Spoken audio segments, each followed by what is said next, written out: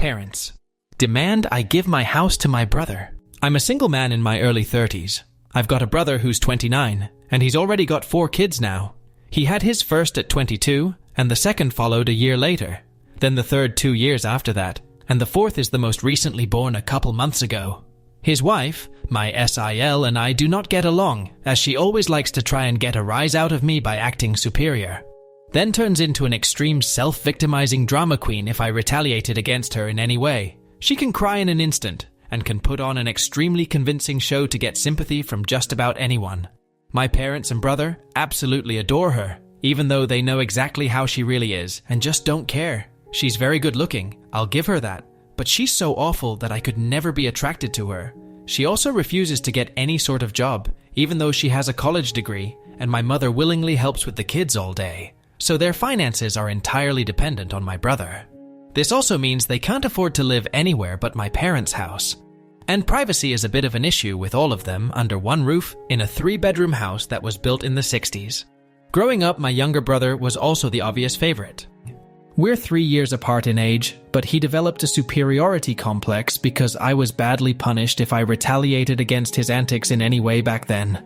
It was obvious my parents cared for him a lot more because he got the lion's share of everything unless people called them out on it, which did happen a fair bit by other members of family, which is why my parents packed us all up and moved us about 150 miles away from them, so they generally would only see us on holidays since it was a 3-hour drive. My brother got physically abusive towards me on a number of occasions, flirted relentlessly with my first girlfriend to the point she broke up with me, and laughed at any misfortune I had. And my parents just told me to suck it up whenever I was upset about it. I only got equal treatment when my parents wanted to keep up appearances. I admit it was rather funny to see the looks on their faces whenever they had to treat me equal to my brother on birthdays and Christmas because other people were present. We had relatives that were very nosy and loved gossiping drama. So my parents did their best to hide what was really going on and threatened to take all my stuff away if I didn't keep my mouth shut. If anything, it just made my parents celebrate more when I turned 18 and moved out, because it meant they no longer had to provide for me. I wasn't even done with high school yet when I moved out. But couch surfing was far better than living with them. I was low contact ever since leaving home. They didn't even show up for my high school graduation. But I really didn't care. From that point on, I would usually only see my parents and brother on holidays like the rest of the family. The start 2020 pandemic was not kind to me. I lost my job and couldn't renew the lease on the condo because my roommate also lost his job and neither of us could afford the place on unemployment money. It was a rented 2-bedroom condo that I really loved. As the lease was ending, my roommate left early to move back in with relatives, and I had to sell nearly all of my stuff because I was soon going to be homeless if I didn't downsize to an extreme. I really shouldn't have rented a place that was so expensive, but I liked living the high life. Until that life wasn't kind to me. And I realized I should have been living somewhere far cheaper, so I could have saved more money to fall back on. But I had a plan. I own a truck simply for the fact that I've always loved trucks, so I found a $1,000 camper in good shape and put it on my truck just so I could live out of it for a while. It was supposed to be temporary, but I ended up living out of it far longer than I ever thought. I originally was hoping to be able to live out of the camper at my parents' house, where my brother and his family still reside as well. But when I asked my parents to let me stay for a while, they told me they had a full house and didn't want me there. Plus, we hadn't exactly gotten along in the past decade. They said they'd only agree to let me park my camper there if I paid them basically what it'd cost to rent an apartment in my area. That was way too much just to park my camper. I was jobless and trying to save as much of my unemployment money as I could till I could find a new job. I may as well be living in an apartment with that rent price they were asking. My parents called my camper an eyesore and told me to take a hike since we couldn't come to an agreement. And SIL thought it was absolutely hilarious I had to live in a camper. My brother joined her in pointing at and mocking me while calling me a homeless bum. I parked my truck camper in a store parking lot to sleep on the first night that I had nowhere else to go. I felt scared out of my mind that someone might try to break in. Suffice to say, I didn't sleep well that night. There was nowhere else I could go, as any other relatives that owned houses were fairly far away, and all my friends were all apartment people, and I was pretty attached to my area as well. So I didn't want to just leave. I'd also had my mail forwarded to a friend's apartment. It was the only way I could still get my mail anymore. Finding a stable place to park was pretty difficult. I went looking around to try and find a job similar to my old one. It took months of living the nomadic camper life. In that time, I had to deal with a lot. Everything from beggars and drug addicts to people demanding I leave because my camper was an eyesore. At one point, someone who told me to move claimed to be with an HOA. I wasn't even parked on a street with houses. And when I questioned what HOA, they got incredibly belligerent and threatened me. I moved my camper anyway just to avoid the trouble. In order to have a steady supply of electricity, I learned to use a long extension cord to plug in anywhere I could to recharge my camper batteries. This meant sneaking around and plugging it into an outside outlet of a random building while parked on a street. I know that's a crumby thing to do, but I had to keep my batteries charged so my refrigerator would stay cold. I had a small solar power bank for recharging my phone. But I didn't have anything like a generator, and generators are noisy and require fuel anyway. So I did what I had to do. After months of living like that, I finally managed to get a new job. I had to move to the neighboring city to find a job that didn't involve retail. I worked retail while in college and promised myself never again. Though I was nearly ready to break that promise, I was still getting unemployment money. But I had no stable place to live while receiving it. And I didn't want to still be jobless when it ran out. Plus, I was bored out of my mind. I had little else to do but read, watch movies on a small portable DVD player, use my phone or laptop, and keep note of where I could park and what local public bathrooms I could use. I kind of envy that the Japanese have public bathhouses. We could really use stuff like that over here. When I finally landed a new job, I practically lived in the back lot of the building by the warehouse in old employee parking spaces. Literally no one else seemed to bother using because they were so far in the back that the area was borderline forgotten. My boss company owner actually liked this arrangement because I was willingly available to take any shift I could get, so long as I had enough sleep. He even let me take the camper off my truck and set it up in one of the spaces so I could drive around without it. Not exactly sure if this was legal, but no one bothered us about it. The entire time I lived back there, I didn't have to deal with many trespassers. There were a few, but the security guards escorted them out. I was pretty much on call almost all the time when they needed me, and was working virtually every day of the week. My boss let me plug my camper into the building for power and water, and I paid a small amount of rent by working for free on Sundays when no one else was in the office but the janitor and security guard. Beyond that, I usually had to shower at a friend's apartment or at my local gym as the camper didn't have a shower in it and only a portable toilet. And I didn't want to fill it because emptying it is a nasty chore. So I used other bathrooms as often as I could. I had a key to the warehouse and could go in to use the bathroom there at any hour. I was even on a first-name basis with the night security guard. He's since become one of my closest friends. The camper was easy to heat in the winter with a small electric heater. Summers were not fun though. The camper didn't have AC, so I had to get a used portable air conditioner just to make it bearable. I made a lot of overtime pay and hands-on learned some new skills from other employees. Eventually, midway into this year, I landed a better position in the company as a supervisor and started making a better salary than my old job. That's when I decided I wanted a house. The scare I'd gotten from losing my condo made me realize I needed something much more stable for the long term. I looked around for something close to my work and just 2 miles away found a 3-bedroom manufactured home on a small property. But I managed to get it for $10K less than the asking price somehow. I used nearly my entire savings for a down payment and got approved for a home loan. I finally didn't have to live in a camper anymore. There was enough space for me to back my truck in behind the house to take the camper off to set it up in the backyard. So I put it there as its own little building just in case I want to use it again. When I was fully settled in the house, I was dumb enough to brag about it on my book of faces. My family saw the post, and that's where this shit really starts. After a few weeks, my parents and brother along with his family came to visit completely unannounced to have a tour of my home. I didn't even give them my address. So how they found out where I live, I still don't know.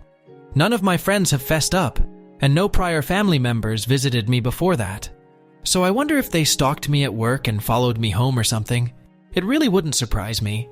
Once I opened the door, they practically all shoved their way in like rambunctious tourists, then just started making themselves at home. They all kept poking around, and Syl had this creepy smirk that she was repeatedly flashing me. and it was only later that I figured out why. And it made me madder than a bull on steroids that just got stung by a hornet. My parents were constantly talking about how I've got so much extra space now, and it's too much for someone like me who has no wife or kids. Sure, not now, but maybe someday. And my brother kept remarking about how there was more space than our parents' house, and my house was closer to his job too. Red flags all around, I know. Eventually, my brother asked me to speak privately. Everyone else suddenly left the room and piled out onto the front porch. That's what finally made me realize they'd planned something. My brother, let's call him Dan for the sake of simplicity, said the house was too much for me alone, and I should let him move in with his family because his wife is pregnant with kid number 4, and my house is much closer to his job. He pointed out that I already have the camper, so I could just live in that outside while they live in the main house. And I'd like to point out that Dan never once spoke of offering rent. Mind you, he's got a good job. He also started talking about how there would be changes, and even curfews, and that I couldn't just walk in at any time without prior notice. If it weren't my brother, I'd think the person I was talking to had lost their mind. But Dan lost his marbles long ago, thanks to our parents treating him like he was the center of the world. I tried to speak, but he kept talking over me as if I had no say in the matter. There was no way in hell I'd rent my house or parts of my house to him. Other people maybe, just so I can pay the mortgage off more easily. But certainly not him, or his nasty wife. I've heard of this exact kind of situation in videos online many times, and never once did I think I'd actually live it, because I thought it so ludicrous. But my parents, brother, and SIL do all fit the bill for a bunch of narcissistic, entitled crazies. So I picked up my phone and set it to start recording, then just held onto it. Dan didn't even seem to care or notice that I'd done this, and just sat there with his arms waving around while talking about all the reasons of why he needed my house. Then went from saying that to acting like it was a done deal and trying to reach out his hand to shake mine. That's when I finally showed my backbone and said, "Hell no." And I said it loud enough that Dan stumbled backward for a second. I'd rarely ever raised my voice to him on that level, because I was punished by our parents whenever I did. But this was my house, not theirs. My spine can be as shiny as it wants here. I stood up and then told him that my house was not up for grabs, and acting like I'll let him move in just because they want it won't make it happen. I bought my house for me, and it's not my fault he keeps having more kids and has to keep living with our parents because he can't afford to move out. Dan got as physically close to me as he could without actually touching me, and said that I didn't deserve the house, and he needed a better place for his family to live. I laughed back in his face and said that was total bullshit because I worked hard to be able to buy my house. Of course I deserved it. Dan started yelling that I have no wife or kids, and I don't need all the space, so I may as well give it to him. I said I'm not giving him anything, and he never even offered to pay me rent. If I let him move in, I'd still be covering the entire mortgage on my own house without even being able to live in my own house. Then Dan told me that he shouldn't have to pay rent because his family comes first, and our parents said I was going to do this, and that I will. I yelled, as if their word was law or something, and told Dan that they did not have the right or power to give my house to him. Then, right one cue, my parents and Sil barged back in through the front door and surrounded me to try and force me to agree. There was a lot of fighting, but to sum it up from this point on, I heard the line, "Just do it for Dan," way more times than I can remember. In the fight, I told them all they don't have a say in my life or my house, and to get out before I called the cops. Sil screamed the loudest at me about how she was pregnant again, and I can't do this to her. I said I did nothing to her. She just assumed she could take and take from me, like I would just allow it. I had no obligation to her or her family. Then I called her a stuck-up bitch who never had any respect for me. So I don't care what she thinks or how many kids she has. I have no sympathy for her. She won't be living in my house. Well, that made her angry enough to attack me. She got in one good hit on my face and tried to do more, but my brother held her back, kicking and screaming. She kept demanding he let her go so she could scratch my eyes out. The phone I was holding recorded pretty much everything, so I held it up and said I was going to call police if they didn't leave right away. My parents told Dan they were leaving.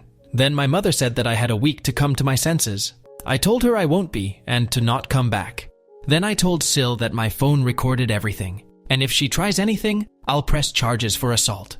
She screamed at me, and then stormed out loudly, crying with her face in her hands. My mother was the last one out the door and said that I better do this for Dan and Esil. I responded by telling her I won't be. After I kicked my parents, brother, and Sil out for trying to force me to hand over my new house to my brother, I immediately went to my social media and told the story to the whole family. It spread pretty fast, but you won't find it now because it all got deleted some time ago, and I put my own profile on private. I posted about it because I knew that the first thing my family would do when they got home is try to twist the event to make me the villain. And I was exactly right. But I had about an hour to get started before them, and I had video evidence to back up my story about what they'd done. No, I don't plan on showing the video here, so don't ask. Being preemptive worked because I got a fair number of family members on my side right away. My parents, brother, and Seal must have been all set to write their own post, but it was too late, so they didn't even bother trying to lie much. My parents, Dan and Sil, had a few flying monkeys supporting them, but not much else. Plenty of others knew how entitled they already were, so what happened was something they all quickly understood and accepted. There was one person in particular that called me. I don't know who they were, but they ranted at me that I was a horrible brother, and I needed to make way for a real family man. I just ended the call and blocked the number. This didn't repeat. The week went by, and my parents showed up with Dan at my front porch just like they said they would in their prior ultimatum. They rang my doorbell like crazy, and also pounded on the door until I finally answered. I opened it just a crack, and they tried to shove their way in again. But I'd installed a couple of latch chains that prevented it, and even braced my body against the door for good measure. My father and brother demanded I let them in, but I said I was recording everything on camera and would call the police if they tried to force their way in again. My mother calmed them down, and then in her most sickly sweet tone asked me if I was ready to let my brother move in. I told her and the rest of them to fuck off and never come back. My mother put on the crocodile tears and asked me why I can't just do this for Dan because he's my beloved brother. I laughed and then bluntly said I do not love him as a brother, because he treated me like shit for years and they only encouraged him to do so. They are terrible parents, and he is a terrible brother. Then told them to leave, or I'd be calling police ASAP. They all left surprisingly easily, apart from my mother's loud crying and the others giving me dirty looks. One could say making them leave was suspiciously easy. I thought the whole mess was over, but I guess I should have taken them more seriously because they had other stupid plans. I came home later that week on Friday evening to find a moving truck and my brother's minivan parked in my driveway. It was Dan and his family there moving stuff in. He just waved to me with a shit-eating grin when I saw him. I was furious and told him and the rest of his family to stop. But Esil smugly said to me that, like it or not, they were moving in. And then in the most fake way, while tilting her head and puckering her lips, she said that it was okay because my mommy allowed it. And I should always listen to what my mommy tells me. I seethed with rage just hearing those words and looking at her smug, bitchy face, so locked myself in my truck to call the cops right away. When they realized what I was doing, Sil started pounding on my window and yelling at me to stop, and that I can't do this to her because she and Dan need the house. And she cried, "Why can't you just do this for Dan?" I responded with, "Fuck Dan, it's my damn house, not his." Then she threatened to key the side of my truck, unless I stopped calling the police, all of which the 911 operator heard thanks to the window being slightly open. I told Sil if she damaged my truck, I'd sue her, and she was smart enough to retreat. When the police arrived, Dan and Sil, along with their kids, had locked themselves in my house. I told cops what had happened, as well as showing them my new driver's license that had my current address on it. Then when we went to my front door, I saw that they'd changed the lock, and the old lock was laying on the porch with the center of it drilled out, and the drill they used was laying right next to it, with a complete Harbor freight drill bit set. Could they have been any more stupid leaving evidence out like that? I pointed out the broken lock and drill, then gave the police a rundown on all the events that happened prior. Well, I guess Dan called our parents over at some point after I arrived home, because they showed up while I was talking to the cops. My parents immediately lied and started saying that I'd agreed to rent my house to my brother and his family. I said that was an easily provable lie one way or another.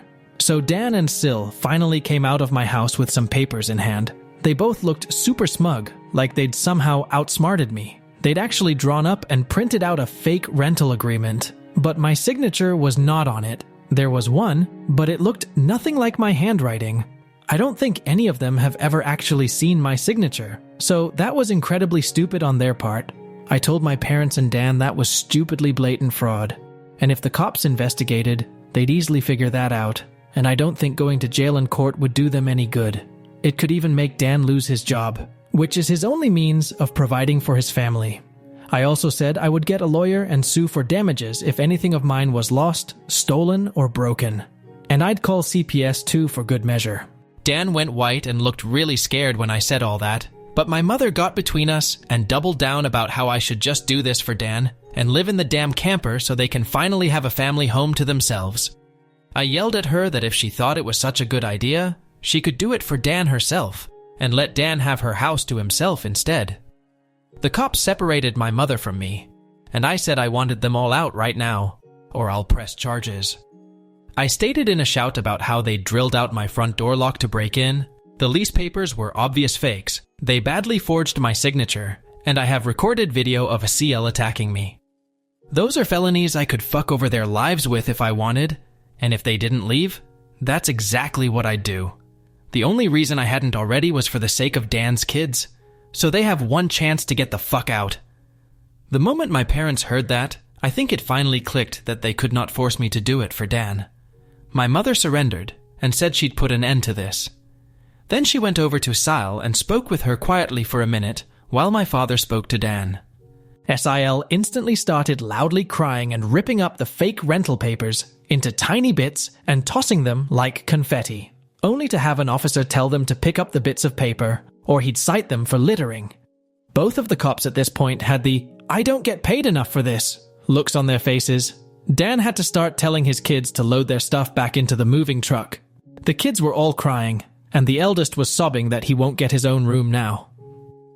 Sil and Dan gathered their kids up to try and make one last pathetic attempt to guilt me with the sad family routine. You know, where they all gather together in a sort of group hug while all facing one direction? I swear, I think they'd practiced it beforehand. All of the kids had the same pleading look with quivering mouths.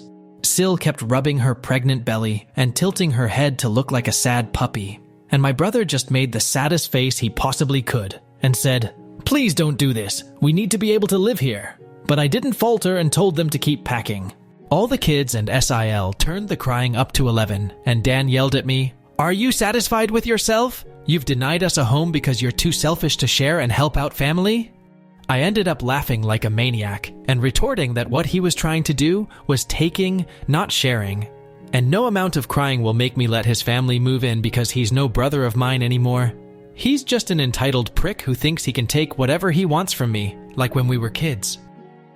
Dan started F-bombing me until the cops told him to cool it, or he'd be in cuffs regardless if I wanted to press charges.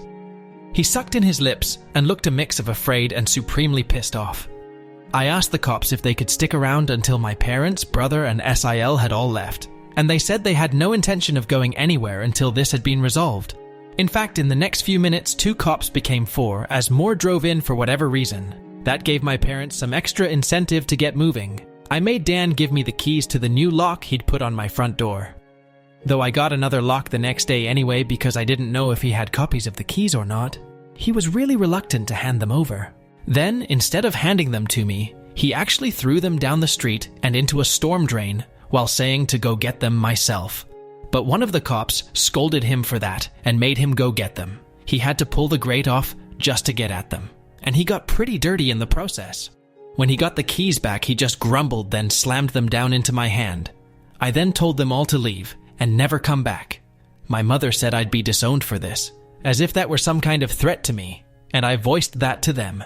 Then, in an overly sarcastically, I said something along the lines of, "Oh no, that means I won't get to come to any holidays with you guys where I always get treated like shit by you all anyway. Because Dan has always been your obvious favorite.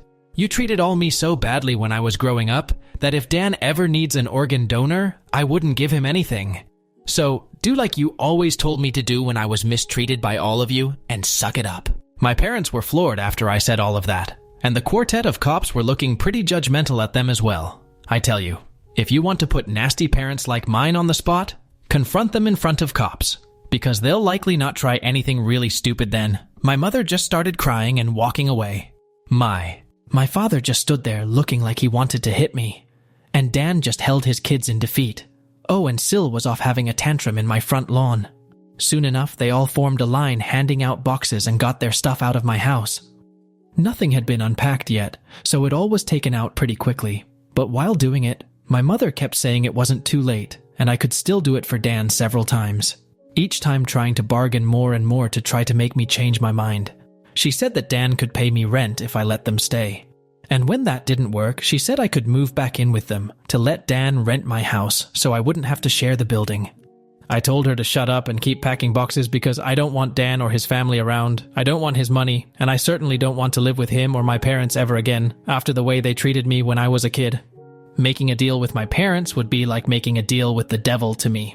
SIL ended up having another tantrum after hearing that and threw a box down, then sat on the ground to have a pity party because she didn't want to go back to sharing a house with my parents, and she just sat looking angry sad there until everyone else was finished.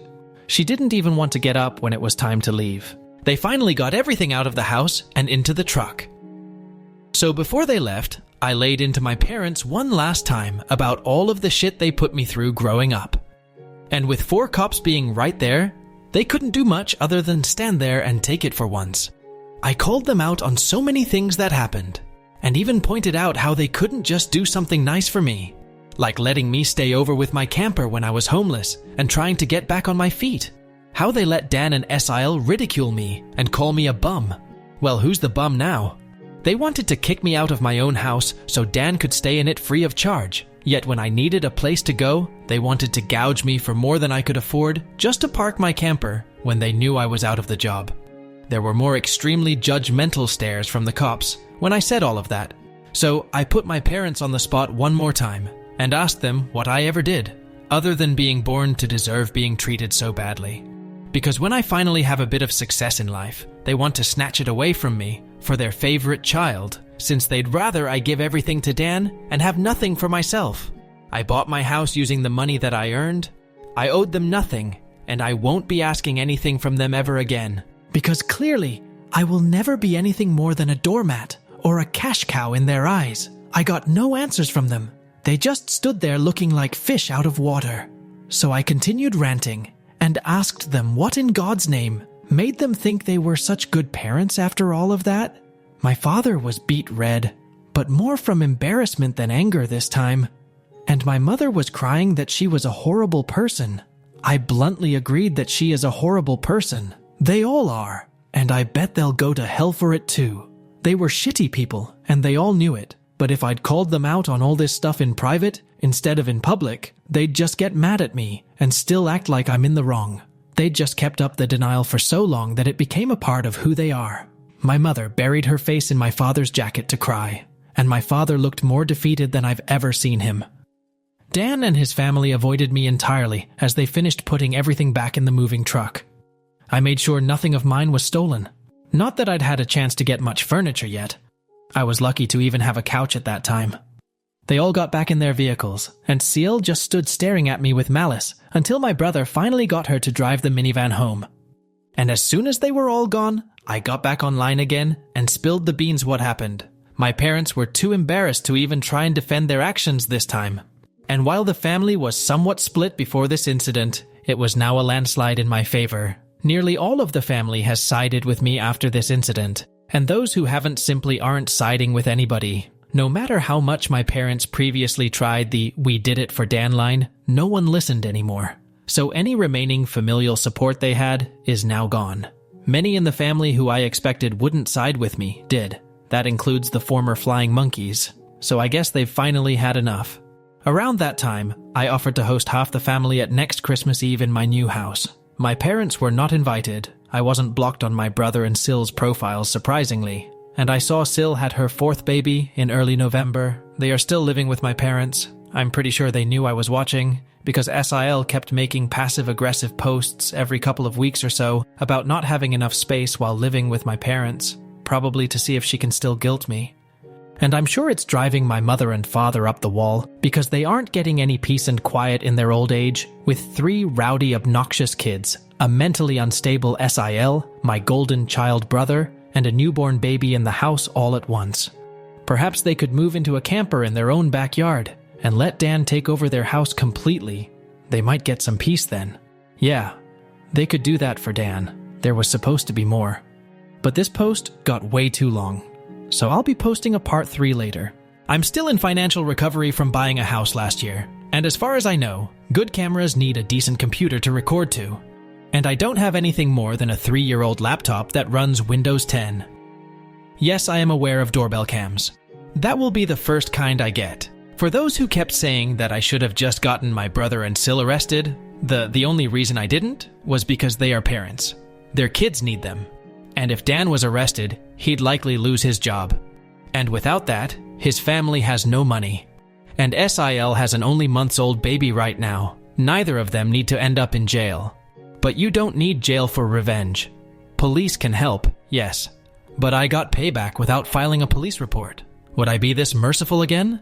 More than likely not. And they know it. I decided to wait on making an account and posting until after the new year, just in case more stuff happened. And it did. As previous readers know, my SIL was making passive-aggressive posts on social media that were obviously directed at me. Especially after SIL had her 4th baby in November. She was posting the same repetitive nonsense over and over again. She just found semi-clever ways of rewording it. But she pretty much kept regurgitating that she was tired of living with my parents. That there isn't enough space, she needs her own house, blah blah blah. I know I sound dismissive. But live through what I have with these people, and you'd be ready to sarcastically play tiny violins in front of them too. They're just that bad. And since I waited until January to make an account, more happened just like I thought. I stated before that I'd invited half the family for a Christmas Eve party at my house, and everyone I invited all came, even though it was a fairly long drive of around 3 to 4 hours for them, but they wanted to come and show me their support.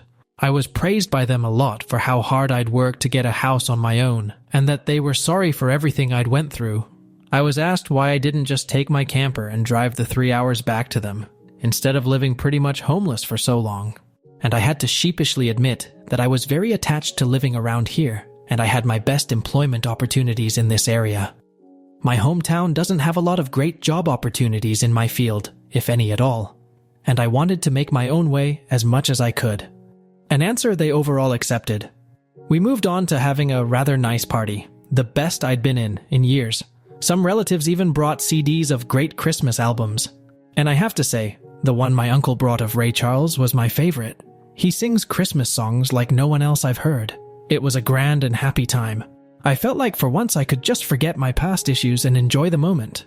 But I wouldn't be writing this if it had stayed that way. About 2 hours into the party, you know who showed up. My parents, brother, and SIL popped in trying to look all smiles. They didn't even knock. Just walked right in my front door, like they were meant to be there. I shut off the music and told them to leave immediately. They begged to stay and said they brought gifts. One of my uncles stood up and yelled at them before I got another chance to speak. And he said they don't deserve to be in my home, or my life after the shit they tried to pull months earlier. And he was backed up by several other relatives. Mind you, this guy is my mother's brother. And he used to love her to pieces until he found out about the shit that went on between me and my parents. My grandparents, mother's parents, as old as they are, hurriedly got in between us and said to my parents that if they want to make amends with me, it's far too soon. And they've never been more disappointed in them than they were this past year.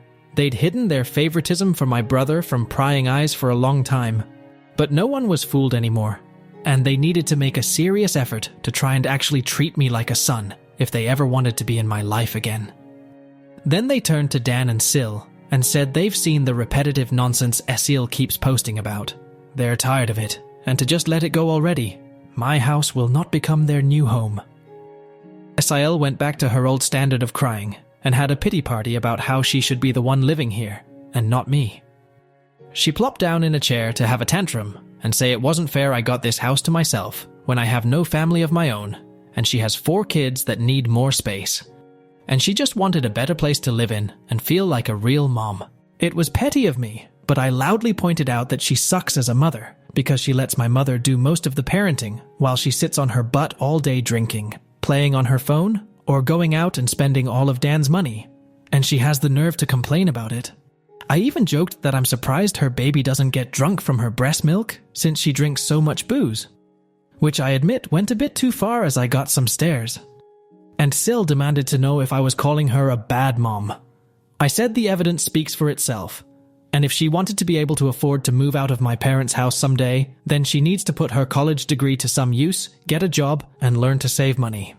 My mother already does most of the child care for my brother's kids anyway, so she'd have plenty of time after her baby gets a little older. My brother's eldest kid, who's 7 years old, ran up to start kicking and screaming at me for yelling at his mom. And he kept at me about how his mom said that I was the bad guy who made her cry and didn't let them live here. That's when my brother grabbed his son to pull him away. But all the other relatives jumped back in, and this sort of turned into a family intervention against my SIL brother. She was crying, her new baby was crying, her kids were crying. Hell, even Dan was very nearly in tears from the verbal lashing he was being assaulted with. He ended up just sitting on the ottoman. I keep shoes in by the front door and looking like a complete wreck. He couldn't look anyone in the eye. He couldn't even say 2 words to me. Not with a whole house filled with angry people ready to judge him if he tried to let out his inner golden child again. If they weren't there to get in his way, I'd bet this would have ended up a repeat of when he tried to order me around to try and take my house months earlier. By this point, though, he'd been so thoroughly humiliated that his and my parents' reputation in the family was completely destroyed because the masks were all now off now. Soon after, my parents, brother, and Nasil all left in defeat. The party resumed, and we all avoided speaking of what just happened for the rest of the evening. Since most of the adults had been drinking, everyone stayed the night in my house. I even let some of them sleep in the camper so there'd be enough space. I admit, it also makes a good guest house. My relatives all wanted a tour of it earlier as well, and they said they couldn't believe I'd been living in it for around 2 years. I got a lot of questions about it, like what summer and winter was like, and so on. I was up earlier than everyone else Christmas morning, and had a fresh pot of coffee and some ibuprofen for those spiked eggnog hangovers a few of them had. I was complimented on being a way nicer host than my parents ever were, and we all agreed to do this again next Christmas. After Christmas, SIL did finally stop making posts that were obvious digs at me, and deleted all of the old ones as well. But shortly after the new year, she more recently made a new post complaining about how she'd tried to convince my parents to get a camper like I did, so it could be set it up in the backyard, so Dan and his family could use the whole house as their family home. Well, a taste of one's own medicine is never fun. Because my parents turned that idea down vehemently, I hear. No one is going to push them out of their own home, let alone their master bedroom. The post was only up for a couple of days before SIL removed it, and she has hardly posted anything since then. She loves to complain. But if a tree falls and no one is around to hear it, can it still complain? Sil, I guess, has realized there's no point in doing it when no one hears her anymore. And Dan can't afford to move his family out on his salary alone anytime soon. If they end up expecting another child in the next few years, I won't be surprised. Things mellowed down for me since then, and I've even invited friends over for a poker night. I suck at poker because I can never remember a damn thing about it. But so what? We get to drink beer and eat junk food while being merry idiots.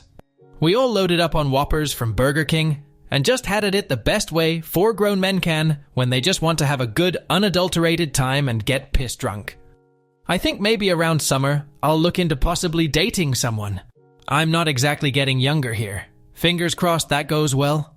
My camper just sits idle in my yard now, and I admit, there were some days I went out there just to spend time in it. I did live in it for 2 years. It's like my second home. And maybe one day I'll actually get to use it for camping like it was meant to be. I've never been camping. My parents considered it a waste of time, so it'd be a completely new experience for me. This pretty much marks the end of what happened. My parents, brother, and SIL have all been staying very clear of me. In fact, they seem to have gone back to acting like I don't exist, like they did before I bought a house. Not like that bothers me at all. It's better that way. But they'll inevitably come back in some way. I know they will. I just wonder what kind of stupid thing they'll do next. If anything notable like all this ever happens again, I'll make another post if this account is still active. This will not surprise some people who commented on my previous posts, because my parents did some of the exact things they said they would, which was wanting either my money or my signature. I did expect the classic lines of narcissists saying that I owed them, or give me some kind of socialist BS of sharing the wealth. But that was just my imagination running wild. The ensuing situation was somewhat similar to that, but much more tame, I guess you could say. They seem to know not to push me too far now, and were mostly aiming for pity. It began when my parents recently got in touch with me through social media and asked for a meeting in a public place of my choosing. It just screamed trap. But I wasn't afraid. In fact, I was amused. They know I'm not to be fucked with anymore. So I could only wonder what they wanted this time. I picked a local restaurant that may have a name of an olive and a garden in it, and we met up there. Dan was with them, but he kept his mouth shut most of the time. We had awkward greetings, ordered some drinks, and then cut to the chase. My parents begged me to help Dan get his own apartment so he could finally move out. Apparently, Dan's credit isn't so great. Gee, I wonder why. Could it be his wife regularly spends him into a hole? Well, they asked that I help by either supplying some capital or by co-signing for the apartment and helping to pay the rent for it. I simply said no to both. That's when Dan spoke up in anger and yelled at me that I have so much and I don't have a family to support like he does. He needed my help, and I should be sparing the money for his family since I don't have one myself. I laughed and asked where they were when I needed their help. That's right, they were pointing and laughing at me for being homeless. Or should we go further back to my childhood? I'd love to delve into that with plenty of ears to listen in around us. My mother grabbed my hand and begged me not to speak of any of it. My father and Dan both just looked away and said nothing. Pretty sure they wanted to say something like they used to at me, but held their tongues. I asked them if they thought I was rich or something, and their looks said it all. And when I told them I don't have that kind of money, they looked at me like deer in headlights. I broke it down about how much I'd managed to save for the down payment on my house, and the way I had to live and work in order to save that much so fast. And then, how I spent nearly all of it on the down payment of my house. I'm still in financial recovery. I did have monthly income to spare, yes. But most of it was going right into my savings. I asked Dan what his yearly salary was, and when he told me, I pointed out that it was actually a bit higher than mine. I then loosely broke things down in rough math in front of my parents on how about 70% of my income goes to my mortgage, insurance, gasoline, internet, phone, food, and other bills. And then there's maybe 30% of that left at most that I can put into savings. And I need that money saved to get back on my feet in time. And I have to make sure I have savings to fall back on. My truck is from the 90s. If it were to break down, I'd need money to either fix or replace it. And there's other things one would need a rainy day fund for, like home repairs, doctors, taxes, lawyers, or anything in general you'd need quick cash for when it's a sudden, unexpected expense. So, as you can see, I just can't spare money for Dan, and I also refuse to co-sign for anything, as that would leave me on the hook for any bill Dan couldn't or wouldn't pay. Then I pointed out that that's likely why my parents didn't co-sign for Dan's apartment themselves long ago, and my mother just started crying again. I was pretty much one step ahead of them in all of this. I'm not an ATM, and I'm not a fool. And I stated that right to their faces. I expected my father to become angry with me like he always does.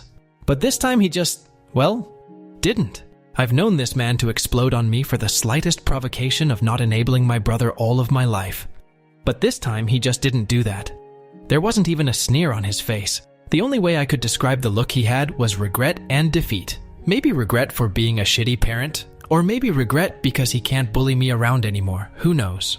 Either way, my parents couldn't really argue with me, and I wasn't about to give them any money. Dan just got up and said this was all just a waste of their time, and that he was leaving. My mother started apologizing for him, but Dan still wanted to leave. Then, just to kill with kindness, I offered to buy them a round of unlimited soup and salad while we were all there. I guess they couldn't turn down free food, since we hadn't ordered anything but drinks yet, and they stayed. I went out of my way to talk about anything other than money. Dan remained quiet, and was either eating his food or looking at his phone. But my parents just awkwardly talked with me. They brought up that they've recently joined a local Christian church, and that they'd already been going for the last 2 weeks. I said, good for them, and they of course started trying to advertise that they'd like me to go too. I simply said no thanks, and they were smart enough not to push further. When the meal was finished, Dan left a $10 on the table for the tip and walked off without saying another word to me or anyone. My mother just excused his behavior, and we all parted ways. That was about it. Not nearly as much drama as I thought there'd be. But this is still far better than how things used to be with my parents and brother. As for SIL, well, she's been regularly complaining online about my parents.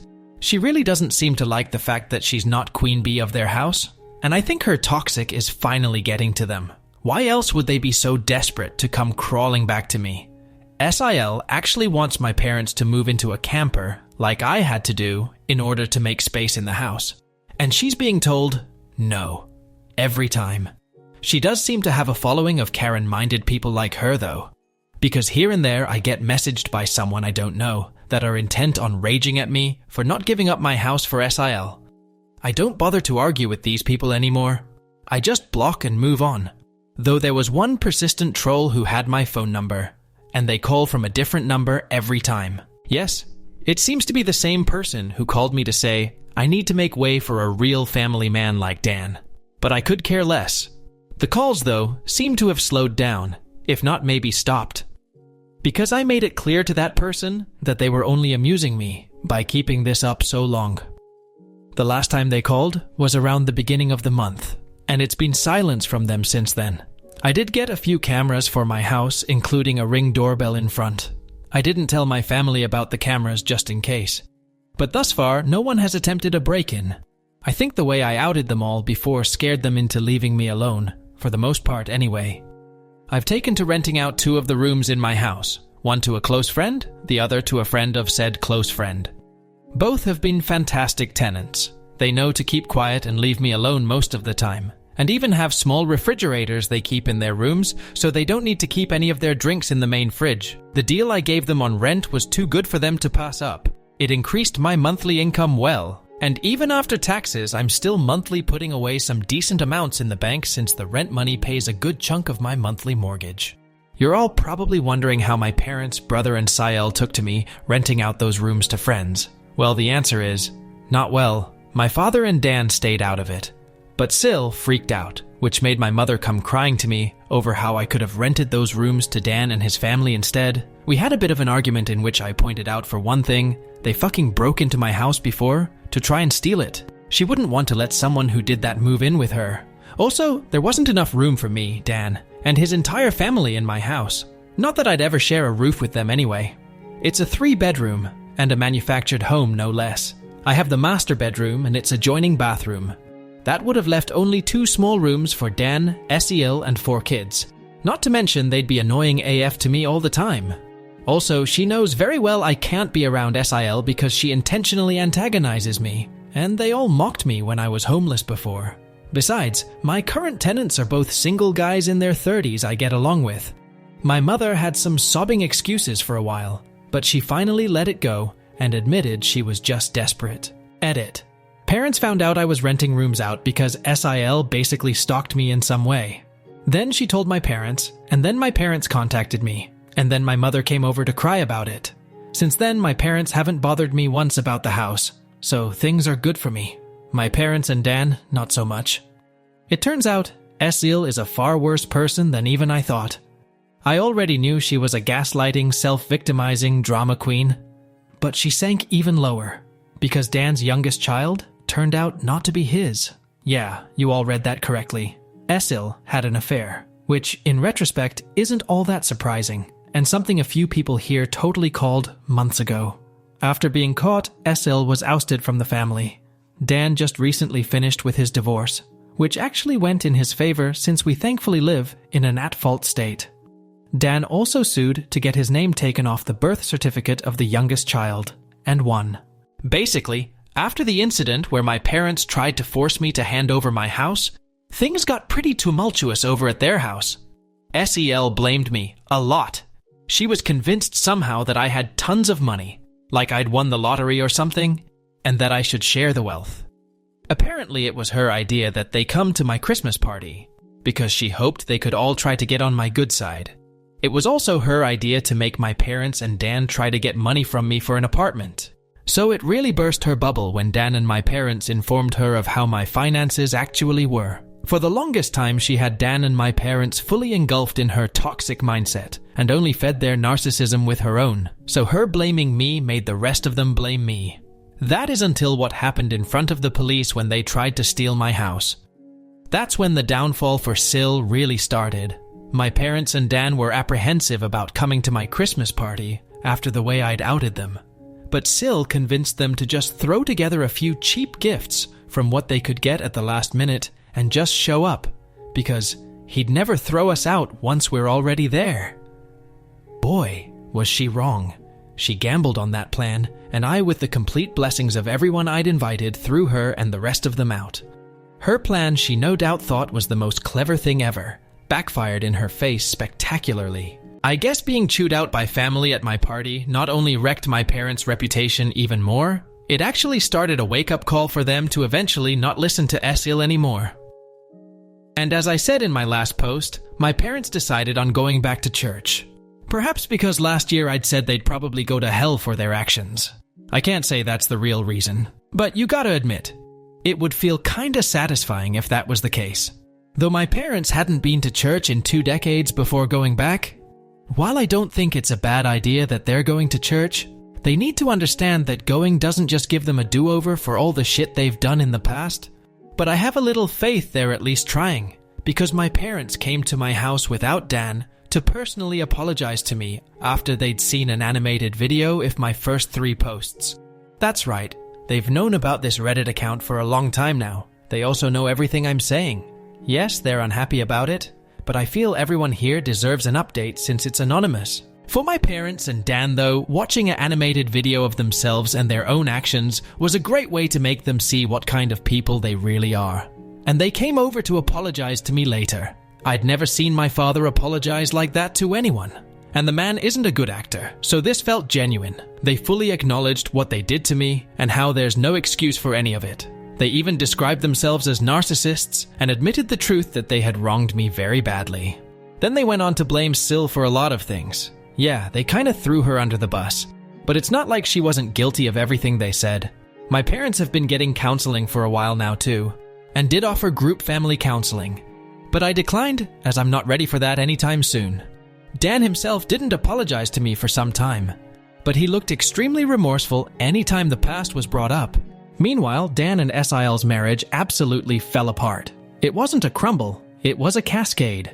Without me as the scapegoat/black sheep/ATM that they couldn't mock or try to get money from anymore. And after the public humiliation of social media, my Reddit posts, and the animated online video, Sil finally let out enough of her toxic on Dan and my parents for them to realize she's not the person they thought she was. Their denial had been strong, but Sil's entitlement was stronger. I've had many a thought of lightsabers clashing over this drama. Sil clad like a bimbo Sith with a lightsaber that looks like a giant lipstick, or something like that. I imagine there's a wealth of puns and jokes to be had there, but I really didn't bother to think much more detail about it. But as you can imagine, things only got worse because Esiel kept looking for other ways to get what she wanted. She kept bringing up ads for used campers and RVs to try and get my parents to buy one to live out of, so they could have the main house. And she kept doing this no matter how many times they told her to stop. She even tried to say my parents should just buy an RV and have a life on the road, like normal old people do. That was stupid, even for Sile. The opposite was suggested by my parents, that Dan and Sil buy a camper themselves to live out of it instead. Sil basically said she shouldn't have to do that since she's the mom. She pretty much lauded the fact that she thought she had total parental authority over everyone's heads because the kids in the house were all hers. And when Esil didn't get her way, she actually took her baby and left the house to disappear for several days. They knew she was fine because her phone was still working, and she was responding texts with short but passive-aggressive answers. And when she came back, she was only more embittered because nobody caved to her demands while she was away. Esiel also refused to go to church, but Dan went with our parents and took his kids along as well, save for the youngest, since Seal refused to let him take the baby anywhere. Personally, I don't go to church. I believe in God and all that stuff, but I just don't like church. Besides, it never did me any good growing up. Update 2. Shit really hit the fan when Dan suddenly called out his wife as a cheater March. This shocked us all. because we thought he was a complete pushover to her. But no, he's not. At least not anymore. You all know how he treated me when I was on his bad side. Well, his wife wasn't spared that ire at all. He started putting pieces together about her deceit after finally pulling his head out of his ass and secretly got DNA tests for all his kids. 3 of the kids are his. But the youngest one, the baby, was not. For the record, Dan and I both have pretty dark straight hair that's almost black. Same with our parents. SIL's hair is straight and pretty dark too. But the baby's hair is lighter and a bit curly. At first, Dan just thought it was because of the baby's age. SEL kept playing it off and said that it would darken in time, but the baby's hair never got darker. I guess that was Dan's biggest clue. He confronted his wife with the DNA results in front of our parents, and she broke down sobbing that it was a mistake. SIL pulled out all the Darvo stops of denying, trickle-truthing, and gaslighting, but Dan had none of it, and actually had done more to find out about her affair than I would have ever thought. I knew he was smart, he just let himself be dumb. He had detailed proof of her cheating with phone records, texts he got off her phone, bank records, and the DNA test. He even identified the man she's cheating with, who is likely the father since he has much lighter colored curly hair. The evidence against her was crystal clear, and Dan said she was so bad at hiding her affair, he didn't even have a hard time figuring any of it out once he started looking. My parents demanded that SEL leave their house immediately. That's when she went psycho on them all, first in just yelling. But she quickly got physical. Police had to be called by my mother. And yeah, Sil was arrested. She scratched up Dan and my father quite a bit with her long fake nails, and even harmed her eldest kid in the crossfire by hitting him hard enough to have a black eye and nosebleed when he tried to intervene. Dan was smart enough to have his phone recording nearby when he confronted her. So the police had all they needed to arrest her for assault. SIL's parents had to drive over to bail her out. Then they came back for the baby, Sil's stuff, and her car as well. Then said I was the entitled bane of her existence. I'm not sure, but I think she might have been high on something, because this felt extra crazy for her, and her eyes didn't look right. She claimed mothers with young children are the most sacred thing in the world, then went on yelling that giving up my house shouldn't have been too much to ask for, because supporting the family was the least I could have done. And if I had, then her family would still be together. When I tried to talk while she was spewing all that out, she actually attempted to shove me and cover my mouth. She even had her hand poised like she was ready to scratch me. Well, that went about as well with me as you can expect. I'm not exactly one to be threatened, and told her I'd call police if she didn't take her hands off me right that moment. I also told her I'd got all it on my doorbell camera. She started panicking the moment she heard camera. Then I ended up verbally savaging her to the point she was backing off my porch. I told her she had some gall to call me entitled when she's exactly that. She didn't work for anything she had anymore, cheated on her husband and got pregnant from her affair partner, made my mother do most of the parenting for her children, spent Dan's money till they were in a financial hole, and acted entitled to my home to the point of trying to steal it. I called her entitled X1000, and that she's a greedy bitch who is blinded by narcissism. Then I told her to stop blaming me for her own actions, and to never show up at my house again. Being told all that was pretty much all Seal needed to hear, before jumping back into her car, then peeled out and sped off. This was finally the straw that broke the camel's back for me. Now that she was separated from Dan, I ended up finally going to the police and filing a report on her for harassment and the assault she'd done on me last year, and her putting her hands on me at my front porch only added to it. The police have it all on record now, and I gave copies of the video to Dan for his divorce lawyer. And yes, I did file for a restraining order against SIL. It was easily granted because it was obvious the woman is unhinged. She's not made a social media post about me since that I could see, but that's just because she put her profile on private. I hope her blameship against me has long since sailed. Either way, she's left me alone. Esil was still with her affair partner during the divorce. At the time, I had no real idea of what kind of man he is. But any person who monkeys with someone else's spouse and even has a child with them really doesn't have a lot of morals to begin with. Once the divorce was underway, Seal admitted that Dan just wasn't man enough for her anymore because he couldn't afford to give her the lifestyle she wanted. She actually believed herself to be on the level of a trophy wife, and that she deserves to be with someone wealthy.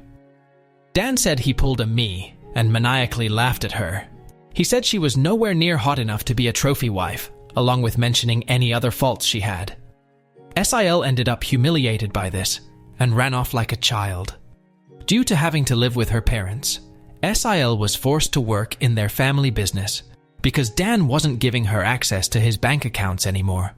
She'd already maxed out all the credit cards he previously gave her, and she griped about having to work for her parents despite having a college degree. But I think they were the only ones who'd employ her anyway, since she's got a criminal record and a decade-long gap in her resume. I've heard from Dan that her parents were severely disappointed in her as well, but that was just a rumor. They could be just as bad as her for all I know. Update 3. Dan's lawyer pulled some strings to get the divorce started as fast as possible, but it cost him. I don't know the more specific details or how much it all cost. They never told me. SEL, on the other hand, was financially backed into a corner very badly. And you know what can happen when you corner an animal. She fought back. But the law was not on her side, nor was her dwindling finances. Seal's parents had to pay for a lawyer for her. And not a very good one either. Also, she actually brought her affair partner to the divorce court to testify on her behalf. This guy was a real piece of work. He had a bronze tongue and a charming smile he tried to use to his advantage. He claimed Esil had been wronged by an incompetent husband, which is why she sought the arms of another man. He claimed he was ready to take responsibility for his child he had fathered with Sil, but that Sil would still be needing the alimony for helping support herself and care for said child. He remarked that because Dan at the time was still on the birth certificate, alimony should be one of his obligations. Dan said this guy used big words and a charming smile, but seemed an extra special kind of stupid. And coming from Dan, that's saying something. The judge was also not swayed in the slightest, and told the bronze-tongued lout that he was a hypocrite for saying he was ready to take responsibility for his own child, while also holding his hand out for money from the man whose marriage he'd helped ruin. That shut him up. Dan was prepared to sue his wife's affair partner for alienation of affection too. However, that fell through. I guess it would have been on Dan to prove how much she'd loved him before the affair started. But after her mask came off and we saw the real her, we're not sure if she ever really loved him at all, or if she just loved having a meal ticket. Someone here pointed out Sil probably kept popping out kids to avoid getting a job, and you may have been right. Either way, Sil tried dragging out the divorce. But Dan's lawyer and the judge kept that from happening much. I swear, Dan must have seriously lucked out, because he got one of the meanest and most unsympathetic to cheaters judges in the state. And all the evidence we had on SIL made it easy to keep her from playing the victim. So instead, she just let her real bitchy self out, since there was no point in hiding it anymore. The court had all of the records provided by Dan and myself, police reports, photos and recordings to prove she was an abusive narcissist.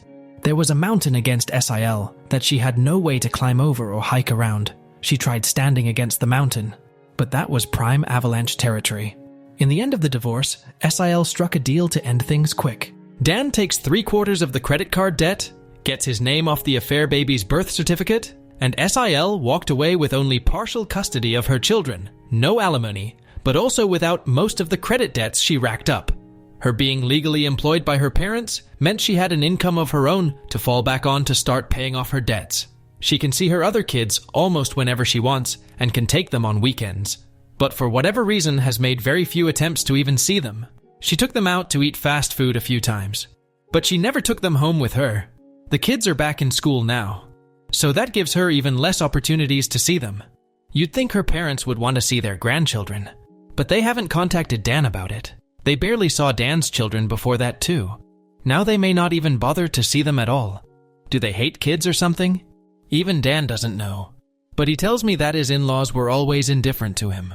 As for Dan, well, he really did love his wife a lot, so the betrayal of her cheating made him hit the bottle hard. Rewind back to the night of his confrontation with his wife, he came to me in a stupor with a whiskey bottle in hand, and his face all scratched up and covered in bandages. I wouldn't say he was drunk yet, but I freaked out seeing him looking like that at first, then berated him for driving under the influence. But that didn't really mean much to him, compared to the betrayal of his cheating harlot of a soon-to-be ex-wife. We spent a few hours hanging out in my camper so as not to disturb my tenants. All the while, Dan was drinking whiskey straight from the bottle and crying that he's a fool, and how he regretted ever marrying Ciel. Pretty much anytime he mentions her now, he just refers to her as that bitch. So that's ex-Sil's nickname now. Ironically, this time together was the most bonding Dan and I have done in 15 years. While he didn't exactly apologize to me, he called himself a shitty human being with terrible taste in women, then said I at least didn't make his mistakes. Despite all he previously did to me, he's still my younger brother, and I couldn't risk letting him try to drive home. So I told him to stay the night and managed to take his keys, then set up the bunk in my camper for him to use. I rented out my spare rooms after all. He was in no shape to drive home, and if he'd taken an Uber, he'd have to pay for it, and then have to come back for his car later. He was still a depressed, crying mess, and didn't want our parents or his kids to see him like that. And frankly, I was worried he'd do something insanely stupid if I let him leave. I didn't want him to sleep in the house, so putting him in the camper was the best option. Just because that bitch fucked him over doesn't mean I suddenly trusted him, so better for him to sleep it off in the camper. We both spent time in the camper playing games and watching movies on my portable DVD player. Poker was no fun with just two people, and Old Maid was just boring. Thankfully, I had an Uno deck too, and an old-school Battleship game. He really liked those. It was enough to keep him distracted until he was finally willing to lay down after running out of whiskey. He threw up a lot of it in a bucket anyway, but he was not opposed to sleeping in my camper. In fact, he found the idea kinda cool. Dan had a lot of questions for me as to how I'd lived in the camper for as long as I did, and I answered them all, if not just to keep him busy, but I needed to go to bed myself since I had to be up early. So I left him with my portable DVD player and a couple of movies. That way he could amuse himself alone for a while, if he even managed to stay awake. Before leaving for work in the morning, I popped in while Dan was passed out in the bunk and left a bottle of ibuprofen and an energy drink on the counter of the camper's kitchenette, along with his car keys and a letter explaining to leave through the backyard gate. He saw himself out without trouble around 1:30 p.m. About a month after ex-Cil, aka that bitch, was kicked out, Dan came to me asking to borrow my camper. I guess he found it more comfortable than I thought when he slept in it, and he fully admitted he didn't ask sooner out of pride. But with his soon-to-be ex-wife out of the house, he'd decided to give up his room for his eldest kid. He's got 2 girls and a boy, with the boy being the eldest, and now 8 years old. The kids were all forced to share a room until that point. They just had curtains up for the boy's half of the room. But the boy often slept on the couch to avoid his sisters. I know the poor kid was really desperate for his own room, so I guess Dan decided to finally make a better decision as a dad, and came to see me in order to beg to borrow my camper so his son could have his room. If he could have afforded it, he'd have bought his own camper instead of relying on me, and even said as much. I hadn't even gotten the chance to use the camper for actual camping yet, but I caved and let him use it since it was actually for a good cause, and he promised to buy his own in time anyway. No, I didn't ask for rent money for the camper. Dan is in enough of a financial hole as it is right now. Ex-Cil and the divorce drained him, and I've learned that I get far better results with family lately by not being spiteful. I loaded my camper up and put it down in my parents' backyard, and my father put in a 30-amp breaker so it'll have enough power for Dan to run heat and AC when he needs it. I do miss the camper. After all that time living in it, it kind of felt like it was a part of me.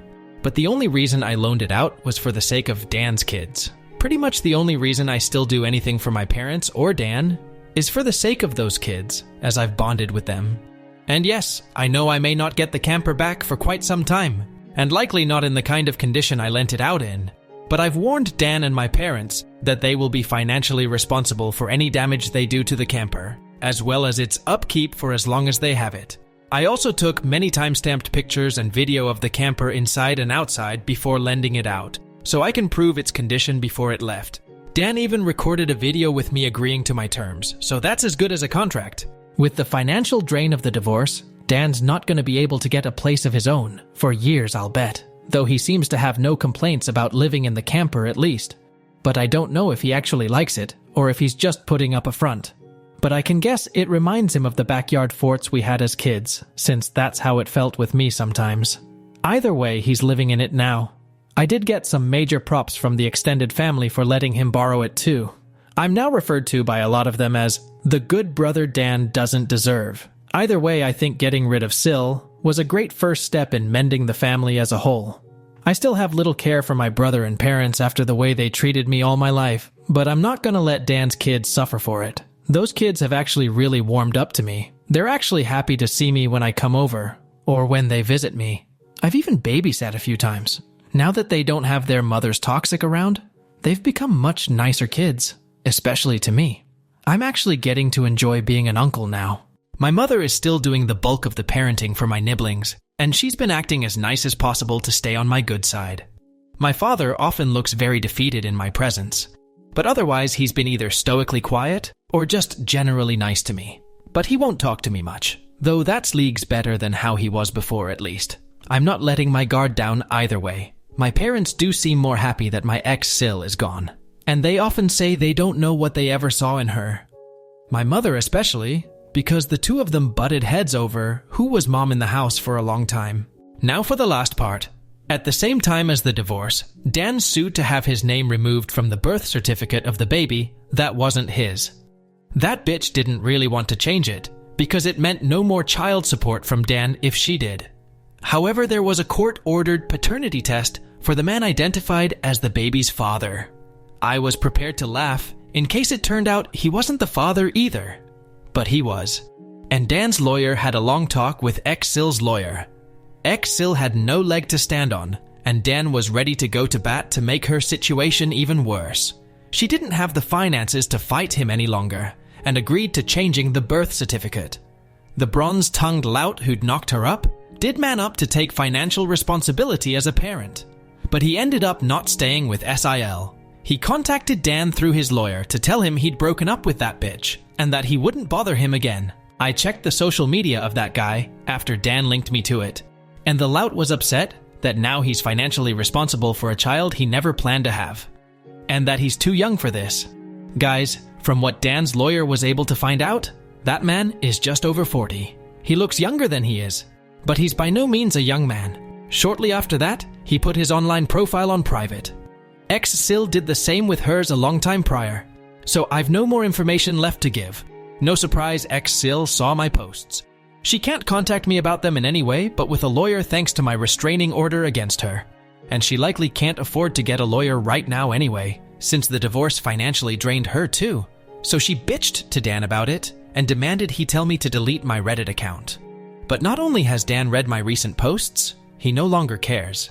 He said they serve as a reminder of the prick he used to be, and he's not losing sleep about it. Besides, I've still helped him out despite all he's done to me, so he's not going to be upset about it. My parents have also made sure to try and treat Dan and I more equally when I'm around too.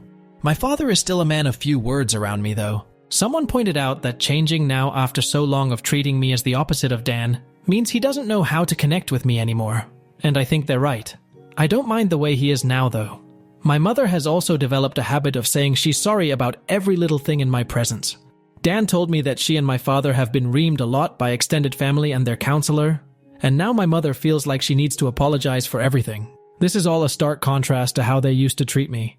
Also, I didn't talk about before what ex-Sil's opinion was on Dan borrowing my camper so his son could have his and ex-Sil's old bedroom. Well, like a stereotypical bully, she looked down on him and mocked him about it, because now he's living like a bum, as she put it. But Dan took it all in stride and asked if she was done yet, because he knew this was exactly how she'd react, and he just plain doesn't care anymore. She's borderline dead to him, and her insults were on deaf ears. Then, he pointed out to her that he was living out of the camper because he was putting his kids ahead of himself so his son could have his own room.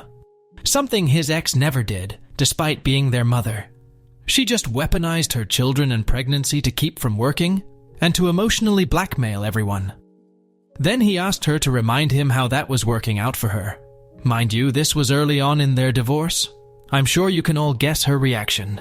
Dan said his ex did have quite the tantrum about my recent posts, but no one has bothered to contact me on her behalf to take them down. So she just has to live with the well-deserved shame. She has been trying to act nicer to Dan lately. Guess the grass isn't so green living with her parents. Dan tolerates her as the mother of his children whenever they meet. but nothing more. He will never take her back. He's told me that he can never look at her like he used to, and the very thought of her turns him off emotionally. So ex-Sil pretty much has no chance of reconciliation.